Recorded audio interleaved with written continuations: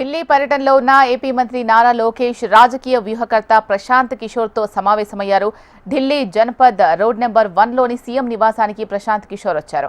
దాదాపు గంటకు పైగా లోకేష్ చర్చలు జరిపారని తెలుస్తోంది. ప్రధానంగా తెలంగాణలో టీడీపీ బలోపేతంపై ఇరువురి మధ్య మంతనాలు జరిపినట్లు తెలుస్తోంది.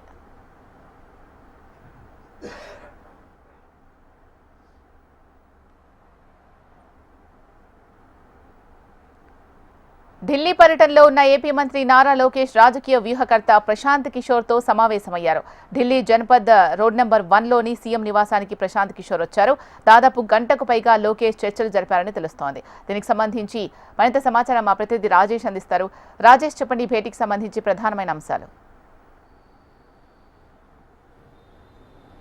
శీలా ఢిల్లీ పర్యటనలో గడిచిన 2 రోజుల నుంచి మంత్రి లోకేష్ ఢిల్లీ పర్యటనలో ఉన్నారు. ఈ సందర్భంగా ఢిల్లీలో నిన్న సాయంత్రం 1 జనపద్ రోడ్లో ముఖ్యమంత్రి నివాసంలో ప్రశాంత్ కిషోర్తో చర్చలు జరిగినట్టు చెప్తుంది. రాజకీయ వ్యూహకర్త ప్రశాంత్ కిషోర్తో నారా లోకేష్ కొంత గంట పాటు చర్చించినట్టు తెలుస్తుంది. అయితే రాష్ట్రంలో ఉన్న పరిస్థితులు గడిచిన ఎన్నికల్లో కూడా ప్రశాంత్ కిషోర్ రాష్ట్రంలో రాజకీయాల్లో ముందుకు వెళ్లేందుకు, అదేవిధంగా ప్రచారంలో ముందు దూసుకుపోయేందుకు ప్రశాంత్ కిషోర్ సలహాలు కూడా కొన్ని మేరకే ముందుకు జరిగింది. అయితే ఇదే తరుణంలో తెలంగాణలో కూడా ఖచ్చితంగా ప్రశాంత్ కిషోర్ అడుగు జాడల్లో ప్రశాంత్ కిషోర్ ఇచ్చే ఆలోచనలతో పాటు ముందుకెళ్ళాలి. తెలంగాణలో కూడా తెలుగుదేశం పార్టీని బలోపేతం చేసేందుకు వ్యూహాలు మొదలు పెట్టాలి. ఖచ్చితంగా రానున్న ఎన్నికల్లో తెలంగాణ నుంచి గట్టి పోటీ ఇచ్చేందుకు సపోర్ట్గా ఖచ్చితంగా వ్యూహం మొదలు పెట్టాలనే అంశాల మీద చర్చ జరిగినట్టు తెలుస్తుంది. దీంతో పాటుగా చూసుకుంటే ఆంధ్రప్రదేశ్లో కూడా గడిచిన ఎన్నికల్లో ప్రజలకు పార్టీ మీద నమ్మకాన్ని కలిగించడం, పార్టీ ముందుకెళ్లేందుకు కొంత చేసిన క్యాంప్ పాయింట్ ఏదైతే ఉందో అది ఆ క్యాంప్ పాయింట్ ఫలితం కూటమి ప్రభుత్వం అధికారంలో ఘన విజయం సాధించిందనే అంశాల మీదుగా చర్చారు. అందుకు భిన్నంగా ఎక్కడా కూడా కూటమి ప్రభుత్వం ఇప్పుడు ఏదైతే కార్యక్రమాలు చేస్తుందో రాష్ట్ర అభివృద్ధికి సంబంధించి ఈ కార్యక్రమాలన్నీ కూడా మరలా ప్రభుత్వం చేసే ప్రతి పనిని కూడా ప్రజల్లోకి తీసుకెళ్లేందుకు ఏ విధమైన వ్యూహాలు చేయాలి, అదేవిధంగా ప్రచారాలు ఏ విధంగా వెళ్ళాలి ప్రజల్లోకి అనే అంశాల మీద కూడా కొంత చర్చించినట్టు తెలుస్తుంది. అయితే ప్రధానంగా ఈ భేటీలో చూసుకుంటే తెలంగాణ ప్రాంతంలో తెలుగుదేశం పార్టీని ముందుకు తీసుకెళ్లే దిశగా ఆలోచన చేయటం, అదేవిధంగా ఆంధ్రప్రదేశ్లో ప్రభుత్వం ఏదైతే కూటమి ప్రభుత్వం పథకాలను విడుదల చేస్తుందో, అదేవిధంగా రాష్ట్ర అభివృద్ధికి సంబంధించిన కార్యక్రమాలు చేస్తుందో వీటన్నింటినీ కూడా ప్రజల్లో ముందు నుంచే ఎక్కడా కూడా ఎన్నికల కోసం ప్రచారాలు చేసినట్టు కాకుండా ముందు నుంచే ప్రభుత్వం చేసే ప్రతి పని కూడా ప్రజలకి అవగాహన ఉండాలి, ప్రజలకు కొద్దిగా దగ్గరగా ప్రభుత్వం ఉండాలి, ప్రభుత్వం ఏం చేస్తుందో తెలియాలనే అంశాల మీద కూడా ఎలా చేస్తే బాగుంటుందనేది ప్రశాంత్ కిషోర్ సలహాలు తీసుకున్నట్టు తెలుస్తుంది. అయితే ఈ రాజకీయ ఆలోచనలు, రాజకీయ ఈ సమావేశం మరికొన్ని రోజుల్లో కొంత భాగం తెలుగుదేశం పార్టీ తెలంగాణలో దూసుకుపోయేందుకు కూడా ముందు ఈ సిట్టింగ్ ఉపయోగపడుతుందనేసి దానికి కారణమే నిన్న భేటీ అనేసి తెలుస్తుంది. అయితే ప్రశాంత్ కిషోర్ కొంత సమయం కావాలి, ఖచ్చితంగా తెలంగాణలో పార్టీని ముందుకు తీసుకెళ్లాలంటే కొన్ని వ్యూహాలు, అదేవిధంగా గ్రౌండ్ లెవెల్ రియాలిటీ, అక్కడున్న స్థానిక రిపోర్టింగ్ కూడా తమకు కావాలి. ఆ నేపథ్యంలో కొంత సమయం పడుతుందనే వివరణ కూడా ఇచ్చినట్టు తెలుస్తుంది. శ్వేత, రైట్. ఇక్కడ తెలంగాణలో టీడీపీ బలోపేతానికి ఎక్కువగా దానికి సంబంధించి భేటీలో మాట్లాడినట్టుగా తెలుస్తోంది కదా. సో కార్యాచరణ ఎప్పటి నుంచి మొదలుపెట్టే అవకాశం ఉందంటారు ప్రత్యేకించి?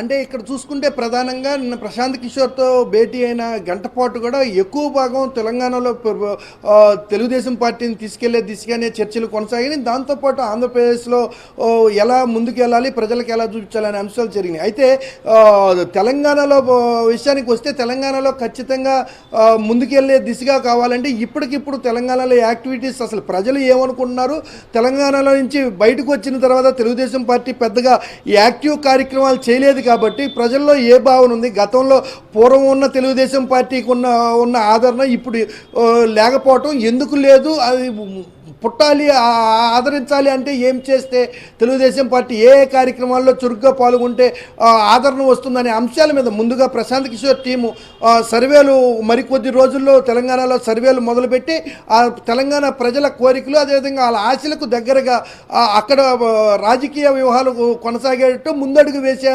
విధంగా ఉండాలి. అయితే ఇప్పటికిప్పుడు అనుకోని ముందుకెళ్ళటం కన్నా అసలు ప్రజలు ఏమనుకుంటున్నారు, అక్కడ వ్యూహం ప్రజల ఆలోచనకు తగ్గట్టుగా పార్టీ ముందుకు వెళ్ళాలంటే ఏమేమి ఏమేం కార్యక్రమాలు చేయాలి, ఏ నిర్ణయాలు తీసుకోవాలనే అంశాలకు కొంత సమయం పడుతుంది అనేసి కూడా ముందుగానే ప్రశాంత్ కిషోర్ మంత్రి లోకేష్ తెలిసినట్టు చెప్తుంది. అయితే సమయం ఎంత తీసుకున్నప్పటికి కూడా ఖచ్చితంగా ఈసారి తెలంగాణలో తెలుగుదేశం పార్టీ బలంగా అడుగు పెట్టాలి, ఖచ్చితంగా తెలంగాణ అసెంబ్లీలో ఖచ్చితంగా తెలుగుదేశం పార్టీ కనపడాలనే అంశం మీద ఖచ్చితంగా స్పష్టంగా చెప్పారు. దీనికి సంబంధించి వ్యూహం ఎలా అయినా 4 రోజులు సమయం పట్టినా కానీ ఖచ్చితంగా ఈ వ్యూహం ఖచ్చితంగా ముందుకు విజయవంతంగా కొనసాగే దిశగా ఆలోచించాలనేసి ఇద్దరి మధ్య చర్చలు జరిగినట్టు తెలుస్తుంది. ఇప్పుడు తెలంగాణలో టీడీపీ ఏ స్టేజ్లో ఉంది?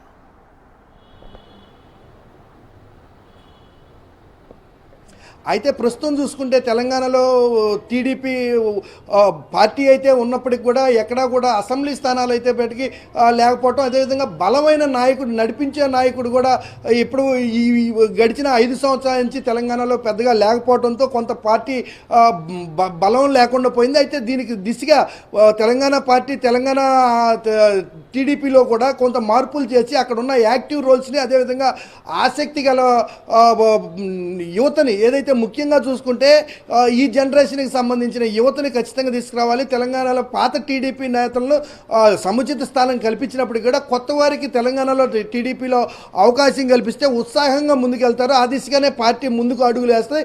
ప్రస్తుతం తెలంగాణలో ఉన్న పరిస్థితి చూసుకుంటే సీనియర్లు దాదాపు రాజకీయాల్లో తలపడిన వాళ్ళు ఉన్నప్పుడు కూడా తెలంగాణ టీడీపీలో వాళ్ళు ముందడుగులు వేసే అంశంలో నేటి తరం ఆలోచనలకు దగ్గరగా, అదేవిధంగా తెలంగాణ ఆలోచనలకు బాగా మమేకమై పనిచేయడానికి కొంత కష్టం అవుతుంది. అయితే దానికి సంబంధించిన వారిని కొంత టీడీపీలో కొంత కొత్త రక్తాన్ని కూడా చేర్చుకొని వారితో ముందుకెళ్లే దిశగా కూడా ఆలోచన చేస్తున్నట్టు తెలుస్తుంది. శ్వేత, రైట్. ఇంకా ఎవరిని కలిసే అవకాశం ఉంది లోకేష్? ఈరోజు చూసుకుంటే మరి 2-3 కేంద్ర మంత్రులతో కలవటం, అదేవిధంగా ప్రధానంగా చూసుకుంటే పట్టణాభివృద్ధి ఏదైతే రాష్ట్ర అభివృద్ధికి సంబంధించిన నిధులు అవసరమైనవి ఉన్నాయో ఇప్పటికే నాబార్డు నుంచి కూడా వేల కోట్ల రూపాయల నిధులు అమరావతి రాజధాని నిర్మాణాలకు ఏర్పాటు చేశారు. అయితే మరికొన్ని నిధులు అవసరమైనవి ఏవైతే ఉన్నాయో రాజధాని నిర్మాణాలకు ఈ నిర్మాణానికి కేంద్ర బడ్జెట్లో కూడా ఆమోదం ఉన్నప్పటికీ కూడా మరికొన్ని అదనపు నిధులు ఇస్తే వేగవంతంగా పనులు జరుగుతున్నాయి. గడిచిన 5 ఏళ్లలో చూసుకుంటే పూర్తిగా రాష్ట్రం వెనకబడి ఉంది. రాష్ట్రానికి పెద్దగా అప్పుడు కేంద్ర ప్రభుత్వం ఏదైతే ఈ ప్రభుత్వం ఉందో ఈ ప్రభుత్వం అప్పుడు పెద్దగా సహకరించింది లేదు. అప్పుడున్న రాష్ట్ర ముఖ్యమంత్రి కూడా కేంద్రాన్ని గట్టిగా అడిగి తెచ్చిన నిధులు అభివృద్ధి కూడా ఏమీ లేదు. కాబట్టి ఈ 5 సంవత్సరాల్లో ఖచ్చితంగా కూటమి ప్రభుత్వం ఆధ్వర్యంలో అభివృద్ధి పనులు ముందుగా వెళ్ళాలి, దానికి కొంత ప్రాధాన్యత కల్పించాలనేసి నిన్న చూసుకుంటే రైల్వే మంత్రులతో, ఈరోజు మరో 2 మంత్రులతో కేంద్ర మంత్రులతో భేటీ అయ్యారు. మరో 2 మంత్రులతో సాయంత్రం కూడా భేటీ అయ్యి రాష్ట్ర అభివృద్ధికి, అదేవిధంగా పోలవరం ప్రాజెక్ట్ నిర్మాణ పనుల్లో కూడా చూసుకుంటే ఇప్పుడు అదనపు నిధులు అవసరమైంది. R&Rకి సంబంధించిన నిధులు కేటాయింపు కూడా కొంత విడుదల చేయాల్సిన పని ఉంది. వాటిల్లో సంబంధించి కూడా ఆ విడుదలకు సంబంధించిన చర్చలు కూడా జరుగుతున్నాయి. దీంతో పాటుగా చూసుకుంటే కేంద్రం నుంచి రాష్ట్రానికి కొత్త రైల్వే లైన్స్ ఏవైతే ఉన్నాయో గత బడ్జెట్లో ఆమోదం తెలిపినప్పుడు కూడా గత బడ్జెట్లో ఉన్న పనులు కూడా ముందుకు తీసుకెళ్లిన పరిస్థితి ఇక్కడ లేదు. అయితే వీటికి సంబంధించి ఏవైతే పెండింగ్ పనులు ముందుకు తీసుకెళ్లే దిశగా రాష్ట్ర అభివృద్ధికి అవసరమైన ప్రాథమిక వసతులకు ఏవైతే ఉన్నాయో ముఖ్యమైన వీటన్నిటిని ముందుకు తీసుకెళ్లాలి. అదేవిధంగా రాష్ట్ర అభివృద్ధికి అవసరమైన నిధులను కూడా కొంత వెంటనే విడుదల చేయాలనే అంశాల మీద ఈరోజు మరికొందరు మంత్రులతో కలిసి చర్చించే పరిస్థితి కనబడుతుంది. శిలా, థ్యాంక్ యూ రాజేష్.